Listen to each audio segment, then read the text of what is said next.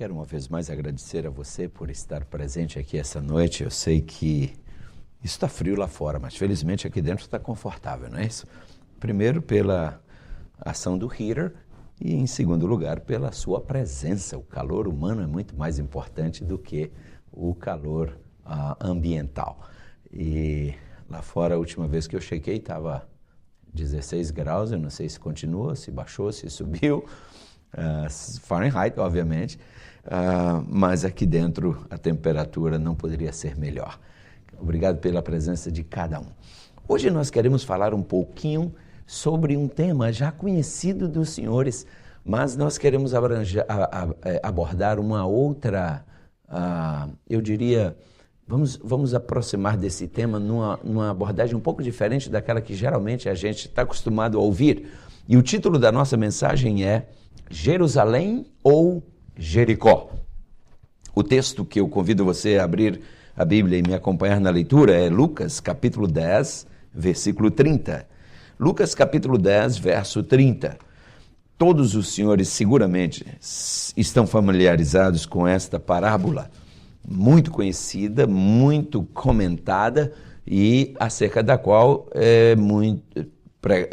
muitas vezes a gente ouve sermões, ou seja, ela é muito pregada também. Lucas 10, verso 30 diz, todos acharam? Lucas capítulo 10, versículo 30 diz, e respondendo Jesus disse, descia um homem de Jerusalém para Jericó, e caiu nas mãos dos salteadores, os quais o despojaram e, espancando-o, se retiraram, deixando-o meio morto. Essa aqui é a parábola do bom samaritano, não é verdade? Como eu disse, uma parábola muito conhecida no meio cristão.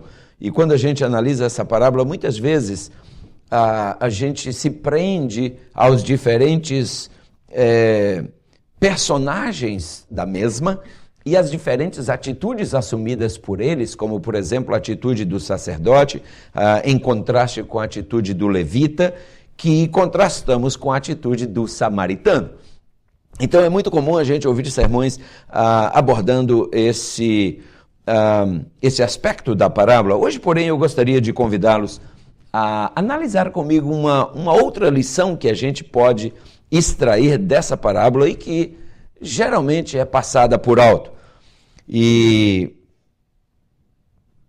esse ensinamento, ou essa outra lição, eu diria que você encontra a começar pelo verbo que Jesus faz uso aqui nesse versículo 30. Veja que Jesus diz aqui, descia um homem. O verbo descer. Descia um homem, não é isso? E aí ele cita as duas cidades. Descia um homem de Jerusalém para Jericó. É interessante que Jesus não diz que tipo de homem era esse. Não diz se era um homem plebeu, se era um homem rico, se era enfim, que tipo de homem era a vítima dessa parábola. Não é dito nada sobre a vítima. Apenas diz um homem que descia de Jerusalém para Jericó. E ele foi assaltado no caminho. Jesus se refere então a este indivíduo com a palavra um homem. E eu lhe poderia ter dito aqui, quem sabe, que este homem se dirigia de Jerusalém para Jericó. Poderia ter dito aqui que esse homem trafegava de Jerusalém para Jericó. Mas Jesus diz que esse homem descia. Queridos, quero lembrar, antes de qualquer coisa mais, que este homem pode simbolizar, pode representar a você e a mim. A palavra homem é muito frequentemente usada na Bíblia num sentido genérico para se referir ao ser humano. Descia de Jerusalém para Jericó. Me chama a atenção esse verbo empregado por Jesus, porque, como eu disse, ele poderia ter usado uma outra palavra. É interessante, geograficamente falando, Jerusalém ficava situada a 792 metros acima do nível do mar, ao passo que Jericó se localiza a 213 metros abaixo do nível do mar. Então, Jesus poderia ter dito que um homem transitava de uma cidade para outra, mas ele cita o aspecto que ele não transitava, ele descia, e ao invés de dizer de uma cidade para outra, ele cita duas cidades pelo nome, Jerusalém e Jericó. Eu gostaria de fazer uma rápida ponderação sobre essas duas cidades. A cidade de Jerusalém, é comum você encontrar na Bíblia essa cidade sendo utilizada para representar as coisas espirituais, representar as coisas de Deus, porque Jerusalém era onde ficava o templo de Salomão. Era o lugar para onde os judeus iam adorar. Jericó, por outro lado, era um grande centro comercial. Jericó era a cidade das trocas de mercadorias, do ouro, era também a cidade da usurpação, e pode apropriadamente representar as coisas do mundo. Jerusalém representando as coisas espirituais, Jericó representando as coisas materiais. Jerusalém representando as coisas de Deus, Jericó representando as coisas do mundo. E queridos, Jerusalém, portanto, pode simbolizar as coisas do alto e Jericó as coisas mais baixas possíveis e imagináveis. Eu estou seguro de que, sem forçar o texto e sem alterar o contexto, nós podemos dizer que ao Jesus mencionar que o homem descia de Jerusalém, isso poderia significar que ele voltara as costas para as coisas espirituais, a fim de ir ao encontro das coisas do mundo, das coisas materiais. Espiritualmente falando, queridos, todas as vezes que nós deixamos Jerusalém para descer a Jericó, nós nos expomos a grandes riscos. Lembrem-se que nós agora estamos fazendo uma aplicação espiritual. Cada vez que nós deixamos as coisas de Deus e descemos para as coisas do mundo, nós pagamos um preço muito alto. Muitas vezes não pagamos de imediato, mas esse preço será cobrado. Mais cedo ou mais tarde, somos assaltados, sofremos quedas, sofremos ferimentos, não é isso? Dores. O pecado, nós temos falado aqui quantas vezes, o pecado é doce, mas ele não alimenta. A verdade é que é assim. As coisas do pecado, queridos, são coisas que você desfruta para depois pagar o preço. As coisas espirituais, você primeiro paga o preço para depois desfrutar.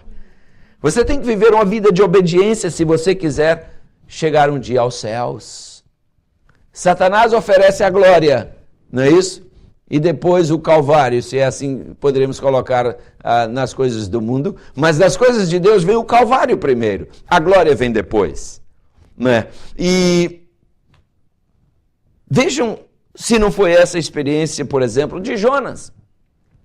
Quando a gente lê a história de Jonas, lá no capítulo 1, versículo 3 do livro que leva o seu nome, Jonas 1, verso 3 e também depois do verso 5, é interessante a gente observar ali que o texto diz que Jonas se levantou para fugir da face do Senhor para Tarsis, e aí o texto diz que Jonas, descendo a Jope, achou ali um navio que ia para Tarsis, pagou a sua passagem e depois diz que ele desceu para dentro do navio. Notem, ele desceu para Jope, depois ele desceu para dentro do navio, isso está em Jonas 1, verso 3, e depois para Tarsis, digo melhor, porque aquele navio ia de Jope para Tarsis, e Jonas tentando fugir diante da face do Senhor. Jonas, porém, queridos, depois no navio ele desce para o porão e se deita ali e dorme um sono profundo. Isso está lá já no verso 5, a última parte do verso. E todos os problemas da vida de um outro personagem da Bíblia que nós nos lembramos dele, Sansão, também começaram quando Sansão resolveu descer. Se você abrir comigo sua Bíblia, eu te convido a fazê-lo, em Juízes, capítulo 14, versículo 1, nós veremos como foi a situação de Sansão. Juízes, capítulo 14, versículo 1, vejam só o que diz aqui o texto. Eu apreciaria se você puder ler comigo o texto de Juízes. Você sabe, Juízes vem logo depois de Josué, que vem logo depois de Deuteronômio. Então, Gênesis, Levíticos, Números, Deuteronômios, aí vem Josué e vem Juízes. Juízes, capítulo 14, versículo 1. Juízes 14, verso 1. Vejam só a sequência de termos que nós encontramos aqui. Juízes 14, verso 1 diz: E desceu Sansão de Timna, e vendo em Timna uma mulher das filhas dos filisteus, aí a história segue. Notem que Sansão desceu para a cidade de Timna. E ali, queridos, ele se encantou com uma mulher. E esta mulher, diz ele depois, se você segue lendo, você encontra no finalzinho do verso 3, ele fala para seus pais: tomai-me esta, porque ela, o que diz na última linha do verso 3? Hein? É isso mesmo, a última linha do verso 3. Ela agrada aos meus olhos. Você conhece o final da história? O que aconteceu com os olhos de Sansão? Foram arrancados, foram perfurados, ele ficou cego. Não é isso? Mas nós não vamos falar hoje sobre Sansão. Nós temos um outro personagem, nós estamos falando de pessoas que decidiram descer. Vamos a Gênesis rapidamente. Gênesis capítulo 13, versículos 10 a 12. Gênesis capítulo 13, versículos 10 até o versículo 12. Notem só isso aqui. Gênesis 13, versículos 10 a 12. Se todos encontraram, nós então leremos. Aqui diz: levantou Ló os seus olhos e viu toda a campina do Jordão. Estão lembrados? Ló e Abraão estavam ali, não é isso? No topo da montanha, quando Abraão manda que ele escolha para que lado ele quer ir, e Abraão diz: se você for para a direita, eu vou para a esquerda, se você for para a esquerda, eu vou para a direita. E diz então o verso 10 que Ló levantou os seus olhos e viu toda a campina do Jordão, que era toda bem regada. Antes de o Senhor ter destruído Sodoma e Gomorra, era como o jardim do Senhor, como a terra do Egito, quando se entra em Zoar, diz o texto. E no verso 11 segue dizendo: então Ló escolheu para si toda a campina do Jordão. E partiu Ló para o oriente, e apartaram-se um do outro. E o verso 12 segue dizendo: habitou Abraão na terra de Canaã, e Ló habitou aonde? Nas cidades da campina. E agora o final do verso diz que ele armou as suas tendas até onde? Até Sodoma. Queridos, Ló preferiu a planície, preferiu as campinas. Abraão ficou lá no topo das colinas. E Ló, uma vez na planície, a planície era toda verde, era atraente aos olhos. Satanás sempre vai atrair-nos pelas janelas da alma. Ele vai sempre trazer uma tentação, que enche os nossos olhos. Às vezes uma proposta que encanta os nossos ouvidos. Ele é terrível. E Ló, então, desce para as campinas e agora começa a armar suas tendas na direção de Sodoma. Nós conhecemos o resultado. Nós conhecemos o fim da história. Eu achei interessante, queridos, quando lendo outro dia um texto dizia: quantos pais de família honrados, fiéis, que de uma hora para outra deixam Jerusalém para mergulhar em direção a Jericó, buscando na aventura fora do casamento, buscando uma aventura fora do casamento, e são assaltados por terríveis dores, ficando com cicatrizes para o resto de suas vidas. Quem nunca viu uma cena como essa? Não é isso?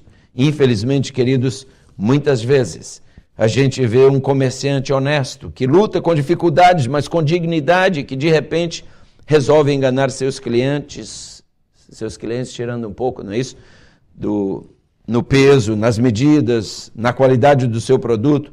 O que dizer então daqueles funcionários que trabalham anos a fio com dignidade e que um dia resolvem aceitar o convite da desonra e caem nas armadilhas da corrupção, sofrendo os assaltos da intranquilidade e da vergonha que sempre acompanham. E o que dizer dos políticos, que se mantêm com o dinheiro suado do trabalho abençoado e um dia se deixam enredar pelas teias dos interesses egoístas e despencam vertiginosamente para as baixas, eu diria as mais baixas e infelizes regiões da moral, sofrendo os assaltos de toda a ordem. Queridos, todos aqueles que descem de sua posição em Jerusalém para o nível baixo de Jericó sofrem os tormentos na própria alma. Tem você descido de Jerusalém para Jericó? Queridos, permanecer em Jerusalém às vezes pode até não produzir ou trazer resultados imediatos aos olhos humanos, mas sempre traz paz de consciência, uma consciência tranquila e traz a certeza da salvação eterna. Oferece a possibilidade de se deitar numa cama e se dormir, aquele sono tranquilo daquele que está com a consciência em paz com Deus e com o semelhante. As coisas que Jericó tem a oferecer não podem se comparar com as coisas que Jerusalém nos oferece. Os prazeres de Jericó, muitas vezes o ganho rápido, às vezes o crescimento acelerado, às vezes a aquisição de bens podem levar alguns a preferir Jericó, quando Jerusalém parece árida, monótona. Mas não nos esqueçamos de que lá no final tem um acerto de contas esperando por todos nós. É uma questão de dias. Alguns hoje já tiveram seu destino selado pela morte. E a esses agora só resta esse acerto de contas. A você e a mim, quando será nosso chamado, não sabemos. Por isso nós temos que estar sempre vigilantes. A posição Jericó, muitas vezes, vem acompanhada de aplausos interesseiros, das glórias efêmeras e da bajulação hipócrita. Ela pode produzir sorrisos e até gargalhadas, queridos, mas Jericó nunca consegue oferecer a você felicidade. A posição de Jerusalém é perene, duradoura e eterna. Jericó, ao contrário, é passageira, com flores que logo murcham, com luzes que logo se apagam, com aplausos que logo esvanecem e esvaecem. O filho pródigo, um dia ele abandonou a estabilidade do lar, todos conhecemos a história, não é verdade? Deixou Jerusalém para ir desfrutar os prazeres de Jericó, e quando as luzes dos prazeres se apagaram, queridos, ele se viu só, sem dinheiro, sem amigos, não é isso? Completamente abandonado, maltrapilho e faminto. Ninguém quis saber dele. E ali, se alimentando da mesma comida que os porcos comiam, vivendo uma vida literalmente de porco, ele caiu em si e disse: não, os empregados do meu pai têm uma situação muito melhor do que essa. Eu vou me levantar e eu vou me encontrar com meu pai.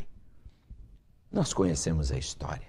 Queridos, o filho pródigo é um retrato colorido e emoldurado da maioria de nós. É exatamente assim que o pecado opera com todos nós. Ele nos leva à degradação, à ruína, mas aquele jovem tomou a sábia decisão, a sensata decisão: levantar-me-ei e irei ter com o meu pai. E nós sabemos, queridos, o que foi que aconteceu. Porque ele disse: olha, eu vou dizer ao pai: olha, eu já não sou digno de ser chamado teu filho. Irmãos queridos, o pai que recebeu o filho pródigo continua dizendo a você e a mim a mensagem de São João 6, versículo 37. Ah, meus amados, aquele pai recebeu aquele filho com um sorriso nos lábios. Aquele pai mandou preparar uma festa como nunca havia havido naquela casa. E aqui em São João 6, versículo 37, as palavras do nosso Mestre Jesus Cristo são totalmente aplicáveis ao contexto. João 6, versículo 37. Notem só, Jesus diz aqui: tudo que o Pai me dá virá a mim, e o que vem a mim, de maneira nenhuma farei o quê? De maneira nenhuma o lançarei fora. Amém? Nos braços de Jesus há lugar para você e para mim. No conforto oferecido por Jesus, no perdão oferecido por Jesus, no amor oferecido por Ele, na paz oferecida por Ele, tem espaço. Tudo isso está à sua e à minha, à nossa disposição. Cabe somente a nós pegarmos, agarrarmos-nos a Ele e prosseguirmos nossa caminhada de Jerusalém para a Nova Jerusalém, amém? Que João viu descer dos céus. Jesus quer que nós subamos, queridos, o inimigo quer que nós desçamos. Você e eu não temos que seguir a sugestão do inimigo?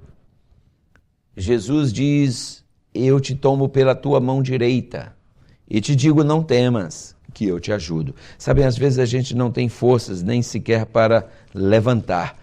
Tudo que Deus precisa é que nós ergamos nossa frágil mão o suficiente para indicar que queremos que Ele nos levante e Ele nos pega.